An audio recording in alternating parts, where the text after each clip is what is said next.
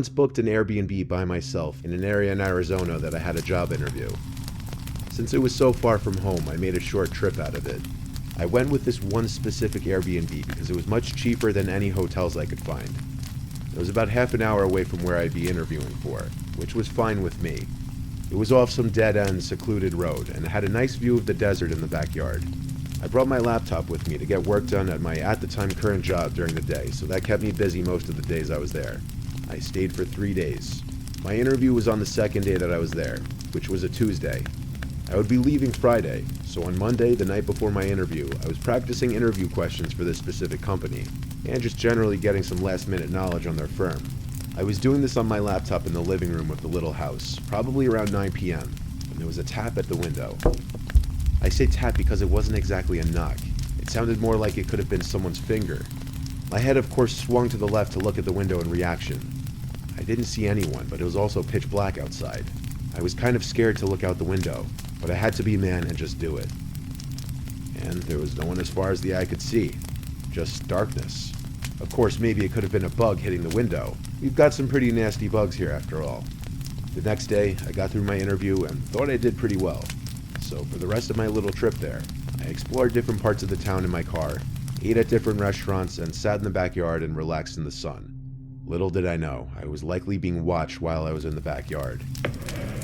That night, I was inside watching Breaking Bad on Netflix when it happened again. A single tap at the window. Now it was obvious it wasn't a bug. I was even more disturbed now, but once again rushed to the window. Even though I saw no one, that didn't mean someone wasn't out there. I checked the windows by the front door, then opened the door and looked outside for a second. Since there was no one there, I went back inside and then went to the back door. I stepped outside onto the back porch and looked out to the desert behind the house. Silence and darkness. And then I heard a click. A sound someone made, like clicking their tongue at the roof of their mouth. It was off in the distance, beyond the light from the house. It was out somewhere in that cold desert. I felt as though someone could be hiding behind any number of those bushes, watching me and toying with me.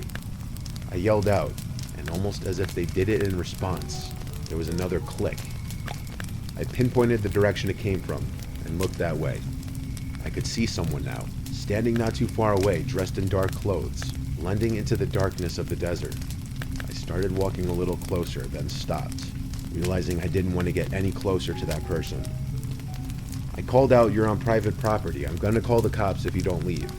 And I saw the person eerily quickly walk away. I theorized it was the Airbnb owner, but obviously that was a stretch and I didn't really know what to actually think. The night following, I was in my bed on my laptop watching Breaking Bad again before going to bed. I think I watched 2 episodes, so I was doing this for about an hour and a half. I didn't hear any noises in the house, though I was definitely giving thought to that encounter from earlier while watching the show. When I finally turned off the light in the room and tried to fall asleep, within 10 seconds, there was a click sound again, muffled from the inside of the closet. I looked at the closet door, which was open just a crack. Then, a pretty natural response, I sprang off the bed, still in my PJs, and ran to the car. I sat in the driveway with the car running, and I called 911. I stared at the house as I spoke to the dispatcher, waiting to see if someone would come out, because all of my stuff was still in there. A police car arrived, and upon entering the house, we did a quick investigation of the house together. It was very small with not many places to hide. Conclusively, I still packed my stuff and left that place that night for a nearby hotel. I contacted both Airbnb and the host, and I was only able to get a partial refund for my stay. I still think it may have been the host of the Airbnb. I mean, who else would have access to the house? There were no signs of forced entry, which leads me to believe whoever it was may have had a key. But maybe I'm wrong. Maybe it was a stranger who snuck in at an opportune time.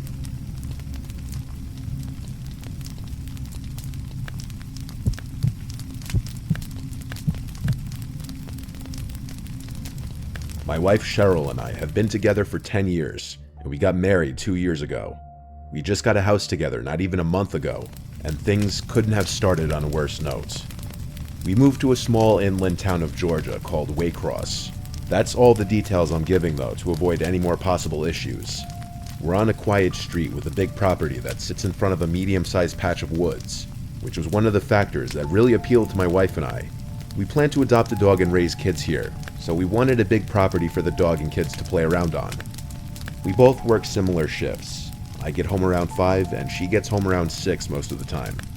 The first 2 nights in the house went completely normal. It was the weekend, so we spent our entire days unpacking. It wasn't until Monday night, when we were both in bed, only having turned the lights out maybe 20 minutes ago, that outside from the backyard, there was the sound of this blasting music. Our nearest neighbors on either side were spaced out enough where we couldn't mistake music from their yards being in our yard. It was definitely in our backyard, and it wasn't party music or anything like that. It sounded like very old, staticky, vintage music. The windows were shut, so after my wife and I exchanged horrified glances at each other and wondered where the music could be coming from, I opened my window on my side of the bed, and it was much clearer. There was some song that sounded like it was from the 1940s or something blasting. I later found out after looking up the lyrics that the song name was Who's Afraid of the Big Bad Wolf by Henry Hall. It has a slight eerie vibe to it for some reason, even though it was meant to be a happy song. But at the time of listening to it coming from our backyard, it was nothing but downright horrifying. We were still learning the house, but we figured there must be a backyard light switch downstairs. I ran downstairs to the back door and flicked the light switches next to the door, and one of them turned on the backyard lights. I didn't see anyone in the backyard. I opened the door, and the music was louder, obviously, but as I walked out into the grass, I realized it wasn't coming from the backyard, rather from the woods. The song played to completion as I was outside in the yard just standing there looking around. When the song ended, there was silence again. It seemed like someone must have been playing some stupid housewarming prank, but it wasn't appreciated. I went back to my wife and told her it was probably just some kids trying to scare the new ones in town for whatever reason. Hearing myself even say that, I realized how stupid and weird it sounded. Why would anyone do that? The next night, it happened again. A few minutes after we turned out the lights in the bedroom, music from outside started blasting. This time much louder, and the song playing was that song everyone's heard, Tiptoe Through the Tulips. Cheryl and I once again looked at each other, this time in genuine disgust and worry, because we had hoped it was just going to be a one-time thing, but it was happening again. I looked out the window, and this time I could see something on the grass. It wasn't a person, but there was definitely something out there. I told my wife I was going to check it out. She said we should just call the cops, and I said yeah, we will in a second. I went out there with this mindset that I need to establish I'm the man of the house, not just to my wife, but to whoever was thinking they could mess with us just for being the new people on the block. When I was in the yard, I saw the object in the grass was smaller than I had thought, but the blaring, creepy song was coming from it. I realized it was an old radio. I turned it off and looked up at the window at my wife who was watching, and I held it up, yelling that someone left it there to scare us with the music. What she did next was not something I expected in response to that. She started screaming my name to run inside. She kept screaming, "Run." I yelled, "Why?" And she screamed back, "There's people standing behind you." This statement made my heart skip a beat, and I turned around to face the woods. I saw 3 figures standing like 6 feet apart from each other, clearly facing my direction. They weren't running at me, they were just standing there. I yelled, "Oh shit," and ran back inside the house, slamming the door behind me. My wife was upstairs, hysterical, crying already. I told her I'd call the cops, and I did. They arrived thankfully not that long after. All the while, we were scared to hear knocks at one of the doors or windows. My wife and I desperately explained the situation to both of the police that arrived, and I showed them the radio on the ground. I asked them if they could take it back with them as evidence for prints, and told them I only touched the top part with the handle. They did take the radio. They also checked the front of the woods with their flashlights for a few minutes, probably just as a deterrent to the people in the woods to stop their behavior if they were still there. When the police left, honestly, we went right back to feeling vulnerable and scared, but thank Christ the people never returned. This was only a few weeks ago though. God forbid they came back, I'd try to get it on video.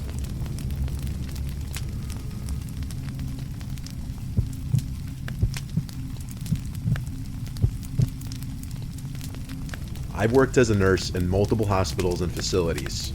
Before the current hospital I work at, I worked at a geriatric hospital 30 minutes from my house.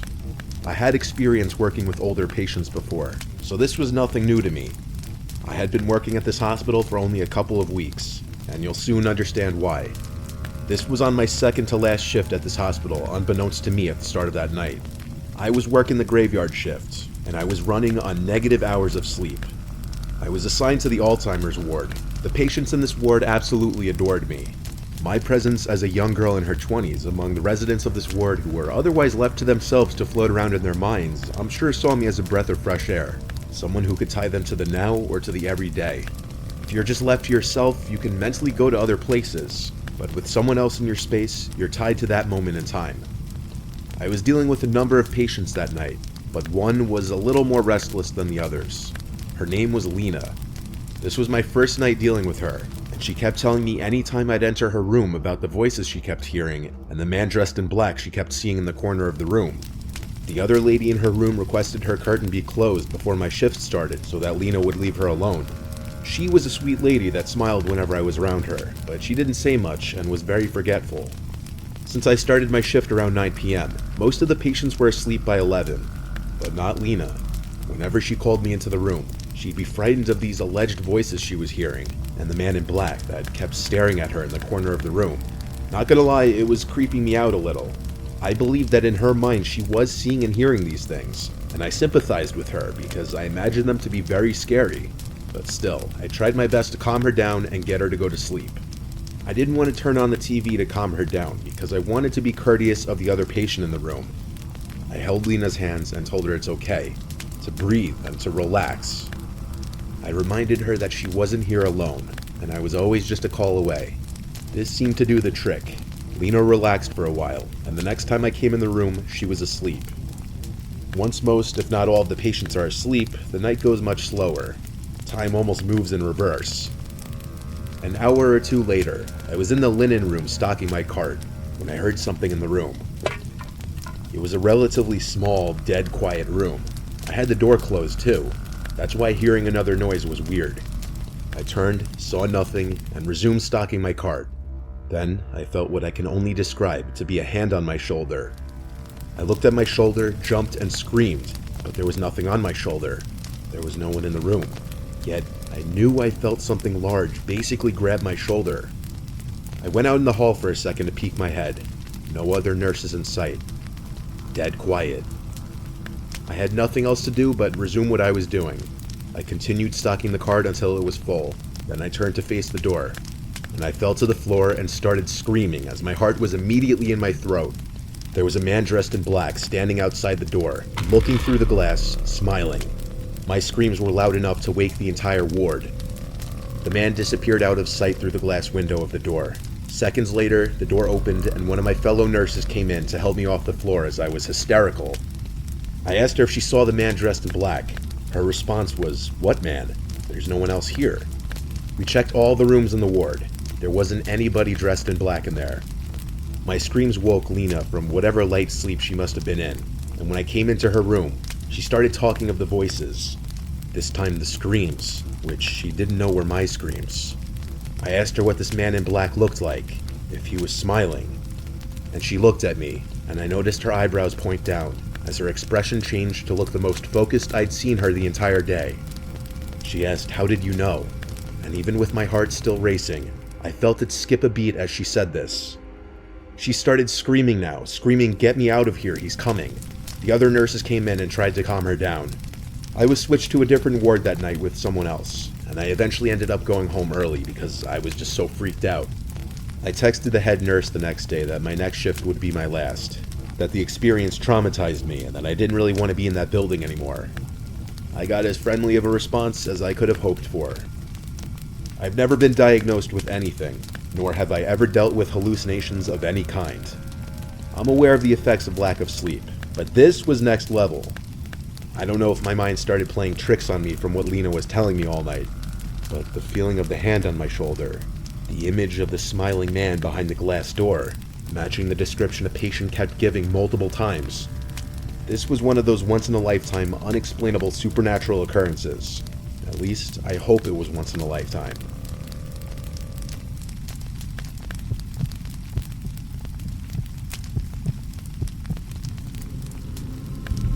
I was driving home from work one night, taking my usual route home. I got out at midnight, so it was probably 12:15ish at this point. My town is pretty quiet and boring. A lot of woods everywhere, and not a lot of people or houses. I was on this road not far from my house with a cornfield on one side and a patch of woods on the other.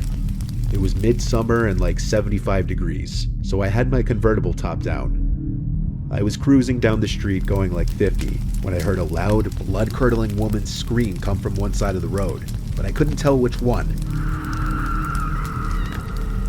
I brought the car to a quick halt by slamming on the brakes and listening. There was a woman's cry from the left side, in the woods. She was crying for help. I got out of my car and grabbed the baton from my back seat. I walked towards the woods and called back, "Who's out there?" And the woman immediately called back, "Please help me." I began to run into the woods, swiping all the twigs and bushes out of my way. I yelled out to the woman to keep screaming so I could find her. She'd every 10 seconds or so scream help, and I'd approach in that direction, running, screaming back. But pretty soon, I started to realize no matter how far into the woods I went, the woman's yells didn't seem to get any closer or louder. If anything, they were always the same distance, even though I was booking it straight in the direction of the screams. I screamed out, "Tell me where you are," and about 5 seconds later, the woman once again screamed out, "Help." I stopped in my tracks now. I didn't like this. I started to feel like I was walking into some kind of trap. I turned around and started running back in the direction I came. I ran and ran until I could see the flashing headlights of my car on the side of the road beyond the trees. The whole way back, I still heard the woman's screams, but they were still the same distance no matter how much closer to my car I got, as if she were following me back. Was I being stalked? I got in my car and just drove out of there, completely freaked out. I called 911 to report it to the authorities in case they'd want to investigate it. I wasn't sticking around there though, I was tired. After telling a few friends and family about the strange encounter, I was ready to move on with my life. But a week later, I saw something on the news that made me sick to my stomach. The dead body of a 30-something-year-old woman was found in the woods by a man hiking with his dog. Oddly, there were no signs of foul play. The location that the body was reported to have been found was the same general area where I heard the screams. While that patch of woods is very big, I can't help but feel that would be a huge coincidence.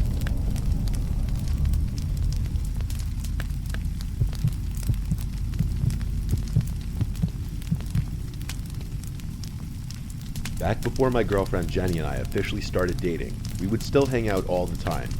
We both snowboard, and her family has a little cabin-type house in Vermont not far from Stowe Mountain Resort. This was around our maybe 10th time hanging out. She invited me to go up there for a weekend with her to go snowboarding for the first time together. It was like a 5-hour drive. As we neared her little house, we spent about half an hour on this very windy, secluded road on which we'd pass occasional driveways that would lead up into properties blocked off by walls of trees. We were way up there in the mountains. The sight of other cars by this point was something to behold. It really felt like we were alone up there. A lot of the driveways didn't even have tire marks in the snow, meaning even a lot of the houses were void of people. Jenny told me that's because a lot of the houses here were owned by people out of state, just like her situation. I was going like 30 when she yelled at me to slow down, it's coming up. So I hit the brakes, and this little opening in the trees that I otherwise would have missed came up. We drove this narrow trail in 4-wheel drive, which led to this small house covered in snow. It looked incredibly cozy. We parked, and first thing we did was turn the heat on in the little house. We unloaded our stuff inside, and since it was already getting dark that night, we just cooked some of the food we packed for dinner and watched a movie. Pursuit of Happiness, actually. So the house had just about everything. Heat, electricity, except running water. Her family had jugs and jugs of water for important things like washing hands and plates and stuff. But there was no working toilet, so she told me we had to use the outhouse outside. I only had to go pee that night, so I just went out to the front deck and peed into the snow. It was also snowing out that night. We fell asleep at some point during the second movie we watched, and we woke up pretty early to our phone alarms. We wanted the freshies on the mountain. We started getting ready to drive up to the ski resort. After breakfast, I had to go out to the outhouse though. I ran out to the outhouse in my shoes, and my feet started to freeze. On my way to the outhouse though, I saw footprints in the snow. They were kind of big, but I couldn't tell if they were boot marks or animal prints. I followed the trail, and it actually wrapped around the house and then went into the woods. I called Jenny outside, and she came to look and said it was probably a black bear since they're everywhere up here. So I went, did my business, and we set off to the ski resort, where we had a good 8-hour run. Afterwards, we stopped at a diner to eat, and then went back to the house. By this point, it was pitch black outside and snowing again. We set up a fire and got the heat on full blast and started blasting some music. We started to drink, and eventually I had to break the seal and pee. But also, if I was throwing my boots on anyway, I figured I'd do all my business in the outhouse. I ran out into the snowstorm and to the outhouse once more. This time I slammed the door shut to prevent snow and cold air blowing in my face. I heard the blasting music from inside the house still, but then over that, I heard the crunching sound of footsteps in the snow, passing the outhouse. "Jenny?" I yelled. No answer. The footsteps just walked away. I brought my phone with me, so I just texted her, "Are you outside?" It didn't immediately deliver though, because my cell reception sucked up there. A few minutes passed and I was still in the outhouse. I was just about to finish when the blasting music suddenly stopped. It was just pure silence, minus the sound of snowflakes hitting the ground outside. As soon as I stepped out of the outhouse, I realized it was pitch black out here now. The lights from the house were off. I figured maybe the power went out. I used my phone's flashlight and noticed a fresh pair of footsteps in the snow leading to the house. I followed the footsteps to the front door, and they seemed to stop, then continue around the house. I banged on the door and yelled Jenny's name. Suddenly the door opened and an arm pulled me inside the house. It was Jenny. She slammed the door shut and locked it. She whispered that there was a man who tried to open the door, which she locked as soon as I went to the outhouse because she was scared being alone. When she saw the person at the door wasn't me, she cut the power and hid in a corner in the living room and watched in horror as a stranger walked past the living room window slowly, looking inside. I came to the door only a couple minutes after this happened. Jenny told me about the secret cellar in the floor that her dad kept a couple rifles and shotgun in. Navigating in the dark, I found the handle to it and lifted it open. Now using my flashlight, I climbed down the little ladder and grabbed one of the guns off the wall. We then waited on the couch in the dark, afraid to turn the lights back on, exposing ourselves to whoever was out there. The closest neighbors were not a short walk. Jenny said it wouldn't have been any of them, and odds are they weren't even in Vermont right now. Once again, the only sound was the sound of snowflakes hitting the ground outside, until the sickening sound of footsteps in the snow outside returned. I took the loaded gun and marched to the front door, opened it, and shot like 3 rounds into the air, screaming. The footstep sounds were gone. I'd imagine they ran off, and the sound of the shots echoing into the air masked the sound of the footsteps running away. We left the next morning under the recommendation of her father, who said it's best to not be there at the moment. They don't really have anything they're worried about being stolen, so we just got the hell out of there the next day. At least we got our full day of snowboarding in. That horrific night was definitely an experience, to say the least.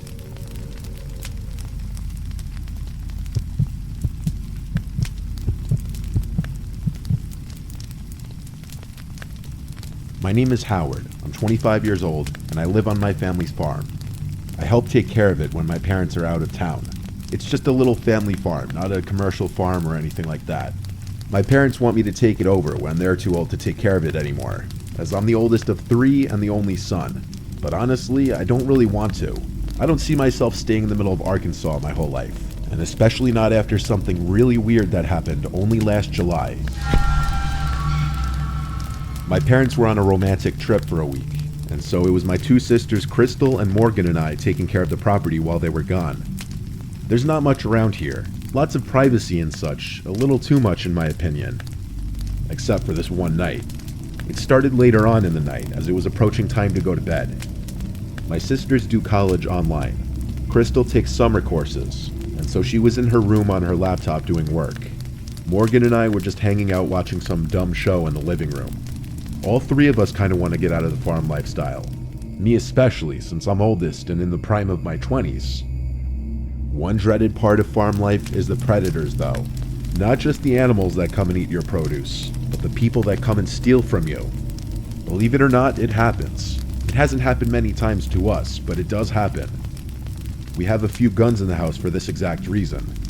Our 2 dogs outside suddenly started going crazy in the backyard. Something spooked them for sure. I first thing went outside to the yard to see what they were barking at. They both were looking in the direction of the crops, going crazy. I yelled at them to shut up, and they went quiet. I stepped right in front of the crops and listened. I heard a whistling from inside of the cornfield. It was undoubtedly a human's whistling. This was the first time I was experiencing a trespasser on the property with my dad not here. I had to hurry inside to get one of the guns. The dogs started barking again. I told my sisters that someone's outside in the cornfield and I had to go chase them away. They both said that was a terrible idea to go run into the cornfield in the dark, and they knocked some sense into me when I realized they were right. I also realized how downright terrifying that would be. So instead, I went out back to the dogs once more going crazy, barking in the direction of the crops. I aimed the gun into the air and fired off a shot which echoed into the night, silencing the dogs. I also was on some kind of power trip in the moment and screamed out to get off our land as loud as I could. I felt that would have done the trick and went back inside. My sisters were both laughing, which caused me to laugh too, but our little laugh amongst each other didn't last long, because the dogs started going crazy again, even crazier this time.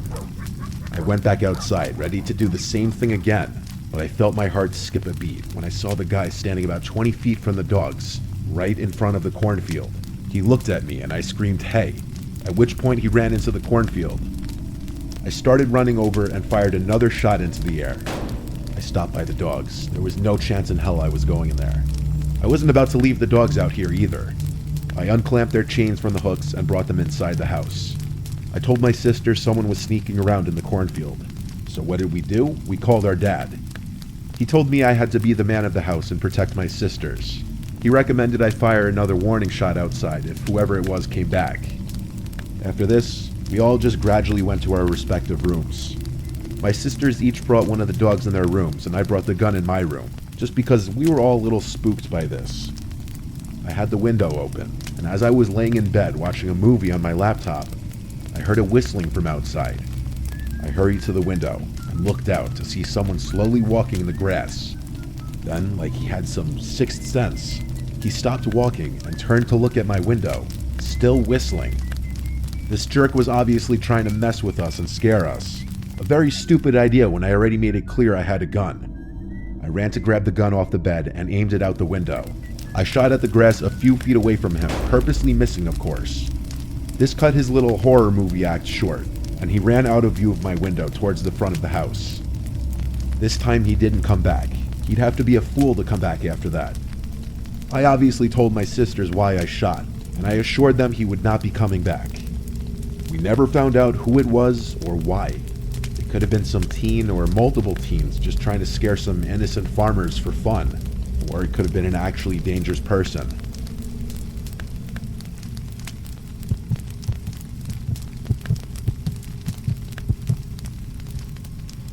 I used to work as a night restock worker at a supermarket in a somewhat rural town. The store was called Great American. It was the biggest and best supermarket in the area. My shift would be as soon as the store would close at 10. I'd work from 10 p.m. to 3 a.m. the latest, restocking the shelves and organizing everything before the next operating day. I of course had the keys to the store for the after hours. It would be a team of two, myself and one other, either Terry, Carter, or Alfonso. Tonight I was supposed to be working with Terry. I arrived to the store and let myself into the back where all the inventory yet to be stocked was. I started my work using the pallet jack to bring a whole pallet of boxes out to the shopping floor. I started with the bread and nuts aisle, rotating the older loaves in the front and putting the newer loaves in the back. Halfway through, I realized I hadn't seen Terry yet. I walked to the back area of the store where the inventory was, where we'd leave our belongings. He wasn't back there yet. I left the back door cracked open with a door stopper for him when he would show up. So I went back to work for another half hour, and with still no sign of Terry, I once again went to the back of the store.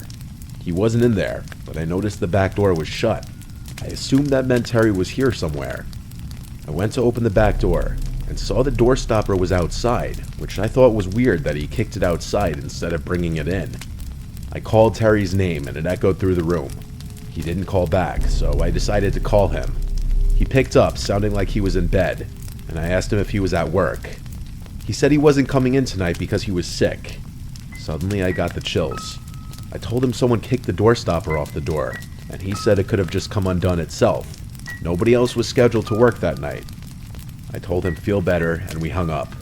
I wasn't sure if I was convinced that the door stopper came undone itself, because I kicked it under the door pretty tightly.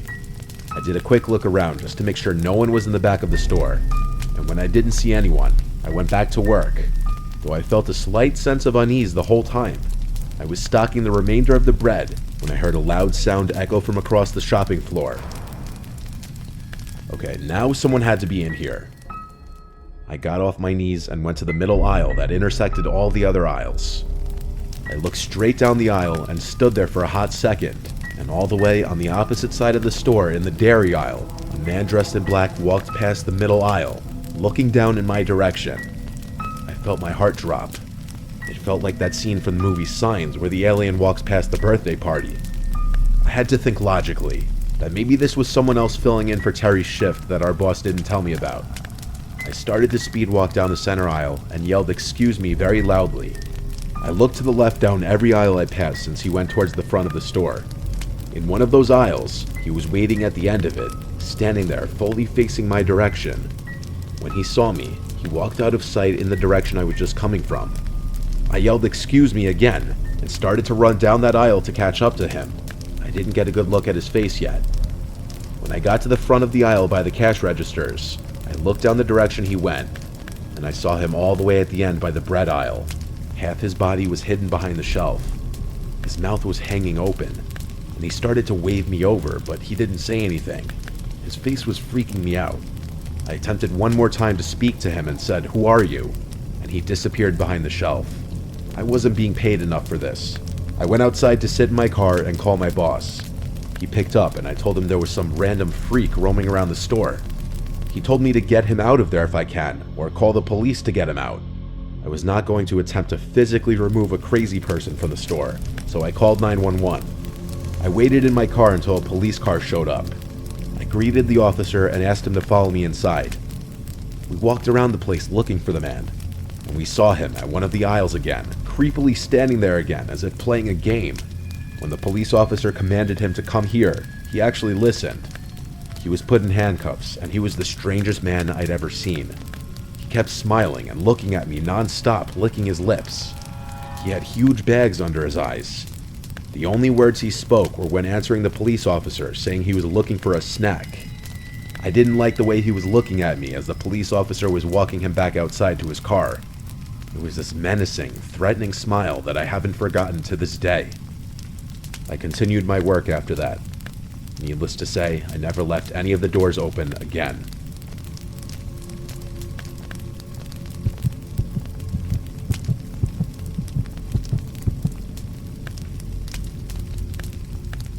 A long time ago, I'm talking like 8 years ago, two friends and I, James and Sean, did something really stupid. But at the time, doing stupid things was what we did to pass the time. We're not really friends with James anymore, but Sean and I still talk often, and so oftentimes we'll talk with each other about this story. We were 19 years old. We lived in bumfuck New Jersey. Lots of vacant houses in our old town. And atop a hilly road not far from our houses was an abandoned church. Locals knew about the church. It was on a closed-off road, and it had been abandoned for many years. I'm not sure if it's still standing or what the current state of it is, as I live in Florida now. But James, Sean, and I, being the troublemaking thrill-seekers we were, came up with this genius plan of bringing a Ouija board to the church late one night. This was October, so I guess we were doing it in honor of spooky season. Sean had the Ouija board in his closet, so he brought it. I drove the three of us, so I first picked up James, then Sean, and we just drove straight towards the church. Since the road up the hill to the church was literally blocked off, we had to park on the side of the road and walk from there. We followed the road up the hill to the church, using one flashlight at first, so as not to overdo it and draw any possible attention. But once we were atop the hill, we pretty much all three of us turned on our flashlights. The church was surrounded by woods in basically all directions, and had a gravel parking lot alongside it. The church had been broken into a million times before, and was littered with graffiti, so the big front door was already ajar. Two of us had to work together to pull it open because it scraped on the floor though. Once inside, we naturally just looked around the place with our flashlights to make sure no one else was in there. It was definitely creepy being in that place at night. Sean set up the Ouija board. Then he pulled out these 3 candles from his backpack as well, and he laughed and said it would add to the experience. He placed the 3 candles in a triangle formation around the board, and as they were all lit, we turned off our flashlights. Now the only light in the whole place was from the candles, creating a much more eerie and uncomfortable vibe. We really couldn't see more than maybe 6 feet in all directions. So we began playing with the Ouija board. Sean was doing most of the talking. At this point, I can't remember exactly what he said, but he definitely opened with "Is anybody there?" and the typical cliche Ouija board questions. The planchette started to move, and we started to laugh. I knew it was one of them doing it. I feel like it's not possible to play with a Ouija board with your friends without someone jokingly moving around the planchette. We went along with it though, and whoever was moving it spelled out a few words. As this was going on though, we heard a weird crack-type sound come from the altar of the church. Best way I could describe it is it sounded like a big piece of wood cracking in half. It was loud, and it sounded like it was done by someone. We all jumped in reaction and hurried to shine our phones' flashlights in the direction of the altar. There was no one there as far as we could see. I think both of them were just as freaked out as I was after that. But the place was old and falling apart, so some weird noises here and there didn't seem that crazy, and so we kept going. We all took turns asking the board questions, but the planchette was no longer moving. I think because that crack sound freaked all three of us out, and now we were taking it more seriously.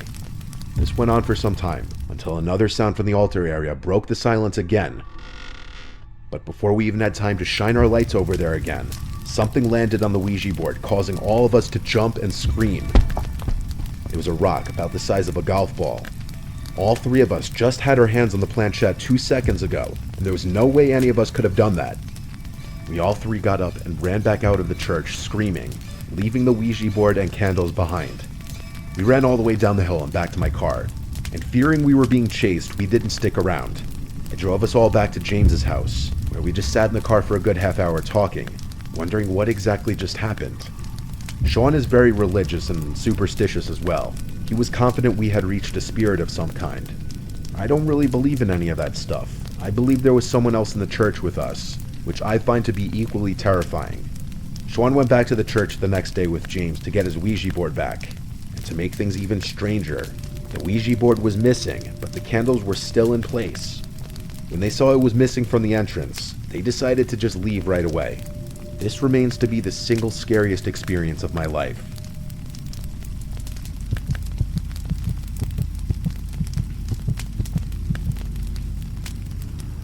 Years ago, I did the night shift at a gas station because I was strapped for cash and needed a second job. I worked the night shift there for a few months. It was around my second or third month that this guy started regularly coming in really late at night, always around 2 a.m. He was about 6 feet tall. He had long, stringy hair. He'd always come in, buy a tall boy, and leave. But after a while, he one night asked me my name. I told him my name, and he just kept saying, "Rob, I like that," as he'd laugh to himself. He cracked open the tall boy he just bought, and walked out of the store talking to himself. He was clearly hammered. This was the night I was curious to see if he had been drinking and driving every single time that he'd come to the store. I watched as he left, and he walked out of sight off the gas station property. That would make sense. He never once bought gas anytime he came in. He'd always just buy alcohol. I'd seen him just about every night after that for a while. He'd come in, some nights noticeably drunker than others, and sometimes he'd just lean on one of the shelves for a while and not say anything. He'd always greet me with a "Hey Rob" anytime he'd come in.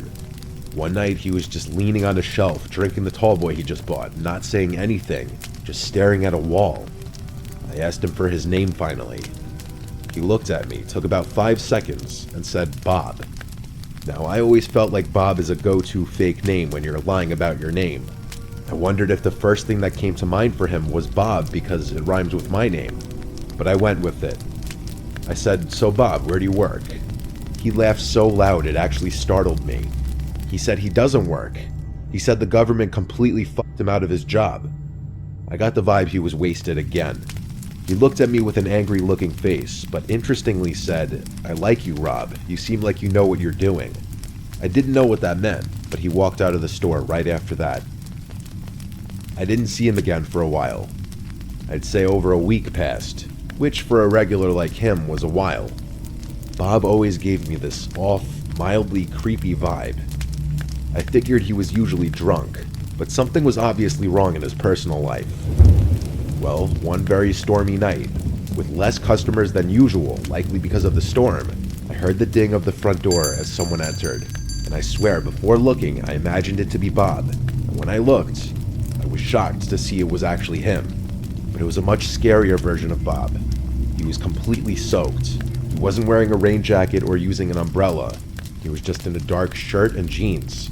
His long hair was drenched, and he was just standing by the door, looking straight ahead at the wall. He looked like he was angry, and yet his mind was elsewhere, like his thoughts were running. The way he was standing there blankly, staring at nothing, completely soaked, it was freaking me out. I said, "Bob, are you okay?" He didn't turn his head or move. He stood still and said, "I did something really bad." I asked, "What did you do?" He then looked at me, said, "I need somewhere to hide," then walked past me at the register towards the little restroom hallway. He disappeared behind the wall, and I heard one of the doors open and close. I was genuinely getting uncomfortable with Bob now. I didn't enjoy his presence whenever he was in the store, and tonight something was extra off about him. He seemed like a zombie, and that "I did something really bad" comment was incredibly creepy. Some time passed, and Bob never came out from the bathroom. I assumed he was wasted again, probably passed out or puking. Either way, I didn't want to intervene. And then, the next thing I remember, the lights to the place cut out, and the store was completely dark. I was standing in a pitch-dark gas station during a major storm with an unhinged drunk man. I used the flashlight from behind the counter to make my way towards the back of the store by the inventory storage and the panel board. The door to the back was in the same little hallway as the restrooms. As I walked by the two restroom doors, both of them were ajar, and Bob wasn't in either of them. I went through the door to the back. I was planning on going straight to the panel board, but I stopped when I heard a slight dripping in the room somewhere, and the squeaking of wet shoes. My heart sank into my stomach. I said, "Bob," in a very weak and scared voice. I heard squeaks right to my left. When I pointed my flashlight in that corner, there was Bob, with his eyes opened wide, and he lunged at me and started screaming, "I'm gonna fucking kill you." I pushed him off of me as he was clawing at my back. I ran back through the door to the front of the store. He didn't follow me. I grabbed my rain jacket and ran straight to my car. I sat in my car as I dialed 911 and spoke to an operator. I stayed on the line with her, and it didn't take long for a couple police officers to arrive and go inside with me. Bob was still hiding in the back room, huddled in a corner, apparently like some rabid creature. His pupils were huge. I only noticed it then. He was on something. They took him to the station after I told them that he lunged at me, threatened to kill me, and stated that he did something really bad earlier. I found out over a month later that this Bob guy's real name was Martin. He had brutally beaten his ex-wife to death. It might have happened on that same night that he came into the gas station. Long story short, I never wanted to work another night shift at any job ever again after this night.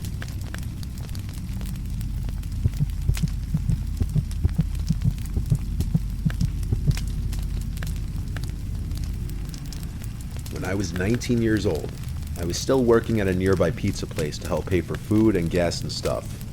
The job was always pretty easy, just taking the order, boxing up the food when it's done, putting it in a bag, and driving it to the given address. I'd done it a million times before, and nothing weird ever happened. It was very repetitive. Tips would usually be around $3 to $5 depending on the distance. Sometimes more generous people would give 10 or more though.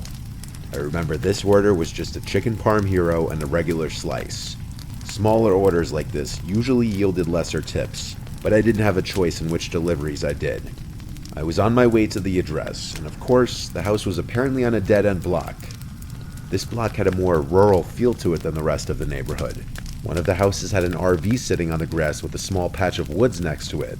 The other houses looked like little farmhouses. There was a lot more space on this particular street. And then I pulled up to the address. It was this small, weird-looking house with a huge property, though. It sat next to what appeared to be an abandoned house with overgrown grass and shrubs. It was probably around 6 p.m. and it was getting pretty dark out, so it was around the time people would start putting on their lights inside their houses. But all the lights in the house were off, and I noticed the front door seemed cracked open. I began to walk over to the front door, and I heard a piano being played. It sounded like it was a couple rooms away at least, muffled by some walls or a door or something. I knocked on the door and then rang the bell after a few minutes, only the doorbell didn't work. The piano was still playing. I felt weird just walking in, so I walked around the property towards the back. The backyard was a literal mess. things scattered all over the grass. I even saw a broken, rusty chain link fence just sitting in the middle of the yard. I went to the back door and knocked really loud. I looked through the glass of the door and saw nothing except for what looked like a really messy storm room. Clearly these people were not neat freaks, to say the least.